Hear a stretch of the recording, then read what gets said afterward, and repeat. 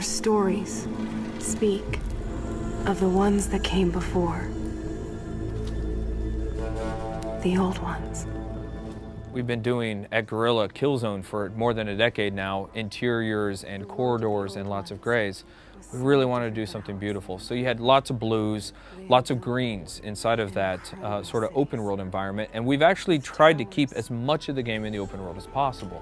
You kind of see some long necks walking around back there. There's some rivers kind of flowing around, and there's even an ancient city that you can kind of see a little bit in terms of the background. All those places you will visit. And with the modified Killzone engine that we're using, you're going to be able to visit it all without loading. So it's a completely seamless open world.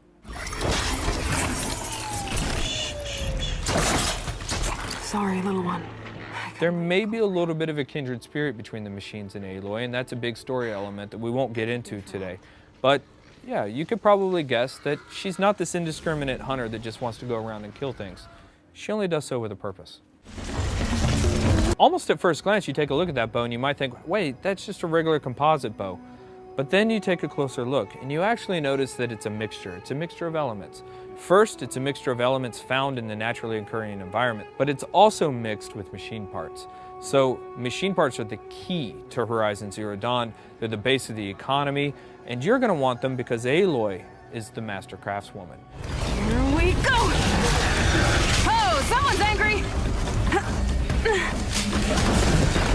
The different weapons that are involved in the screen there, you can actually, you're taking a look at that wheel. There are 4 slots on the wheel for weapons, and then each slot for a weapon also has up to 3 slots for that ammo. Not all weapons have 3 ammo types, but there are more than 4 weapons in the game that you can equip, and many of the different weapons actually have more than 3 ammo types. So it's actually a very strategic and tactical choice, and allows for a lot of character customization in terms of what exactly you want to equip and when.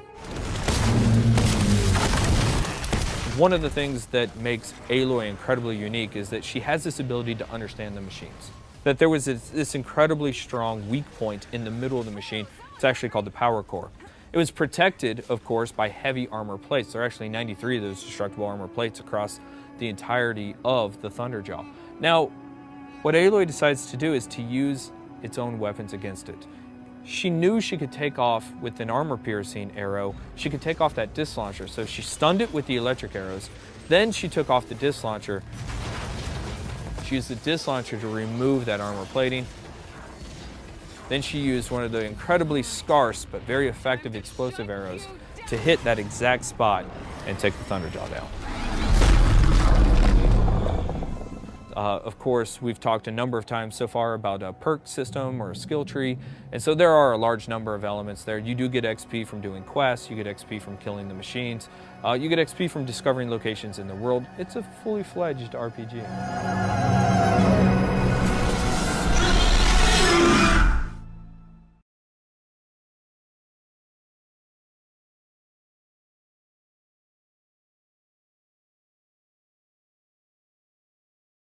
This is for the players.